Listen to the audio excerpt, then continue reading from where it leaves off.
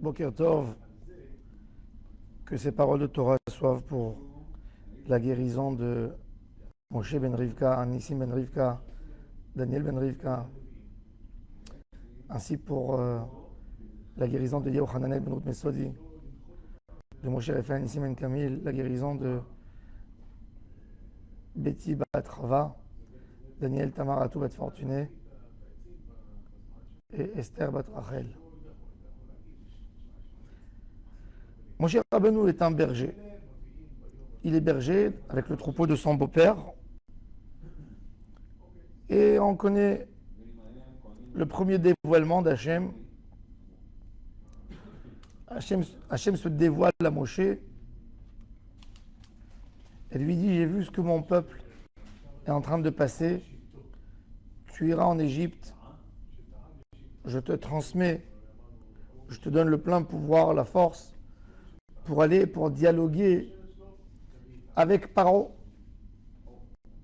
Vayomer Moshe l'Adonai, Bi Adonai. Moshe dit à Hachem: je t'en supplie, Lo ish devarim anochi.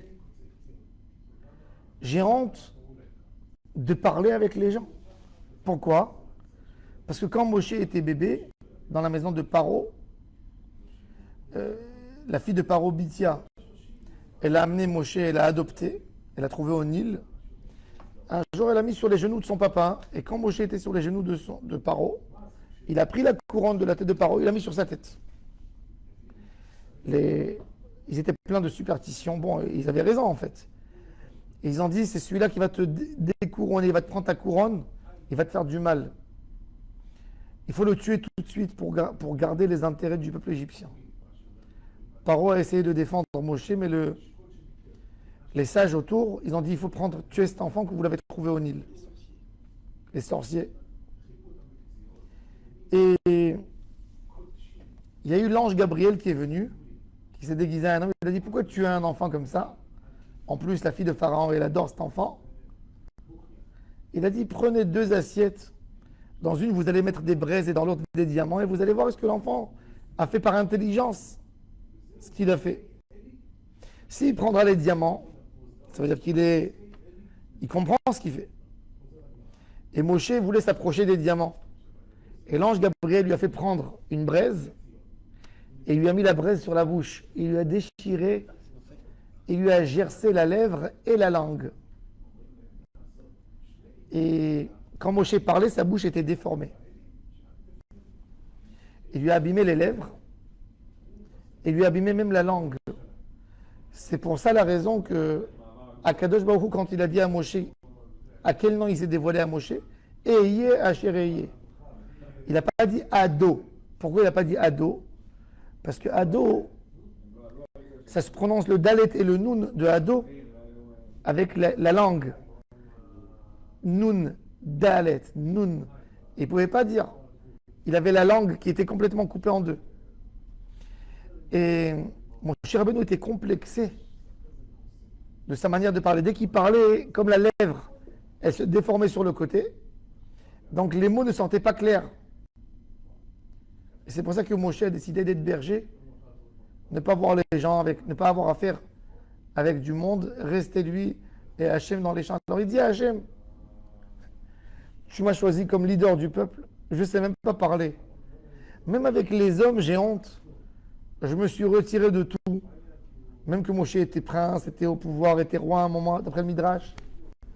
Mais il dit, en fin de compte, je me suis retiré de toute la vie publique suite à mon défaut que j'ai. Et comment tu veux que je vais représenter ton peuple et me battre pour leurs intérêts et expliquer aux Égyptiens l'avantage de l'âme Israël, tout en étant avec un si grand défaut dans ma bouche? Je ne suis pas capable. Et alors il dit: Gam me'az dabercha el avdecha ki kevad pe ou kvad lashon anochi. J'arrive pas à prononcer un mot comme il faut. Vayomer Adonai elav. Hachem lui répond: Mi sampela Adam. Qui c'est qui donne une bouche? Rashi dit: Qui t'a donné la force de parler quand Paro voulait te condamner quand tu as tué l'Égyptien? Mi Assoum, il aime. Qui c'est qui a rendu Paro muet quand Paro il a donné l'ordre d'exécuter Moshe? Il ne pouvait plus parler. Il essayait de parler, il ne pouvait pas parler. Et autre temps, Moshe a pris fuite, puisqu'il n'a pas été condamné.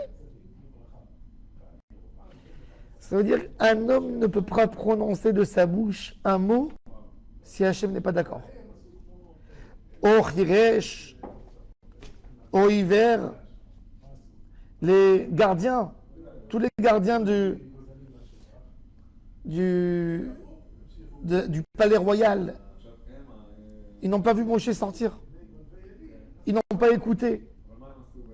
Allo Anochi Hachem, Hachem il dit à Moshe, tout ça, ces miracles que tu as eu, tu crois que tu les as eu pour rien? C'était moi qui les a préparés.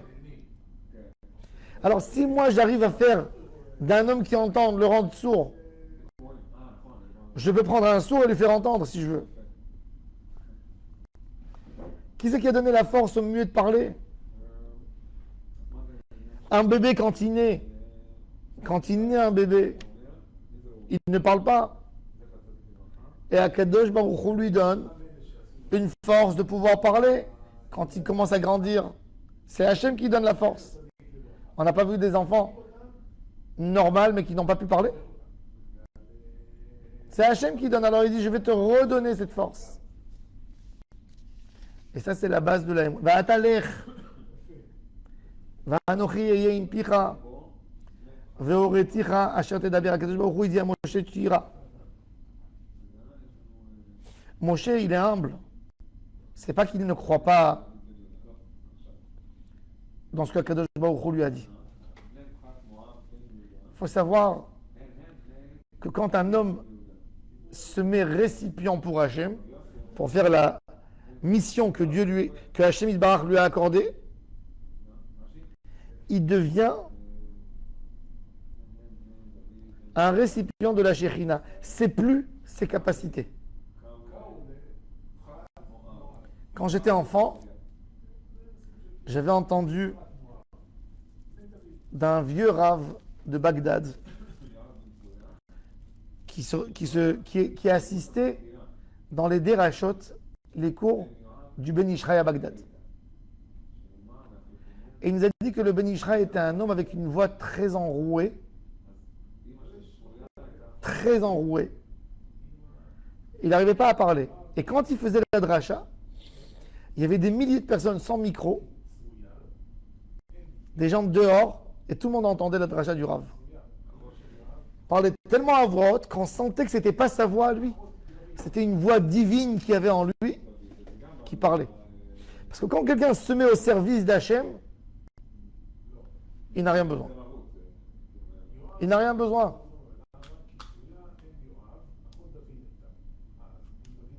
C'est ce qu'il a dit. Il a dit Aaron achicha yeneviecha. Aaron, il viendra parler. C'est-à-dire que Akadosh Baruch Hu, c'est incroyable ce qu'on voit ici. Akadosh Baruch Hu n'a pas cherché le bon orateur. Il y a des gens que quand ils montent une boîte, quand ils font quelque chose, ils ont besoin d'un directeur qui présente bien, qui est un bon orateur, qui sait convaincre les gens, qui sait parler, qui a une force de négociation. Mais chez Akadosh Baruch Hu, ce n'est pas ça les paramètres pour être un leader du peuple. Un leader du peuple peut bégayer comme Moshe Rabbeinu, ne pas pouvoir faire sortir un mot correct comme il faut. Mais comme il a une personnalité pleine de pitié et de miséricorde pour n'importe quel homme de la terre, ça c'est le leader. Ce qu'en deuxième position, la force de parler. La personnalité de l'homme, beaucoup plus important que ce qu'il essaye de montrer. Ne jamais être influencé, impressionné par une belle enveloppe. Regardez combien d'orateurs à la télé des acteurs, mais leur vie est pourrite jusqu'au bout. Ils savent pourtant bien parler. C'est pas une personne qui sait bien parler, pas une personne qui raconte de belles blagues, qui va vous faire évoluer dans la Avodat Hashem. Dans la Avodat Hashem, c'est le tzaddik, Yireh Hashem, qui Oved Hashem, il dit un mot, il bégaye, il murmure, et son mot fait des effets dans le monde entier. Ça, c'est les Gdolé Israël. Quand vous allez entendre des vieux rabbanim, ils ont 100 ans. Et les gens qui sont laïcs, qui ne comprennent pas ce qui se passe chez les religieux. Il dit chez nous, un homme influent, c'est quoi un homme influent? C'est un acteur, c'est un homme qui présente bien, c'est un chanteur. Et du moment où il n'arrive plus, là, ça va en gros, il n'y a plus personne qui va l'écouter. Chez les hommes de la Torah, on se soumet à qui? À une personnalité d'un tzaddik qui a donné toutes ses forces à Hachem. Il dit un demi-mot, tout le Ham Israël fait ce qu'il a dit. Parce que ça, c'est la force d'Hachem. Parce que ça, c'est Hachem qui parle. Tu n'as pas besoin de capacités humaines pour te faire comprendre, pour te faire apprécier. Et c'est ce qu'Akadosh Baruch Hu dit à Moshe Rabbeinu. Pour faire la délivrance de Ham Israël, on n'a pas besoin d'un bon orateur. Pour amener Ham Israël vers moi, on n'a pas besoin d'un bon orateur. J'ai besoin d'une bonne personnalité. Un tzaddik, c'est tout d'abord sa vie, son modèle de vie. Le modèle de vie du tzaddik, rien que voir le tzaddik, ça me fait changer. J'ai même pas besoin qu'il parle avec moi. De le voir, la shekhinah qu'il y a sur lui, c'est le plus important. Mais mon cher Rabbeinu est tellement humble qu'il ne comprend pas ses qualités à lui. Alors il dit à Kadosh Baruch Hu, mais franchement, je te dis, tout le monde est mieux que moi. Tout le monde, il dit, envoie celui que tu veux, shlach na beyati shlach. Et à Kadosh Baruch Hu, il dit à Moshe, pour ça, j'ai envie que c'est toi. T'es tellement humble. C'est pour ça exactement que j'ai besoin de toi. La anava de Moshe Rabbeinu. Quelle anava, quelle grandeur.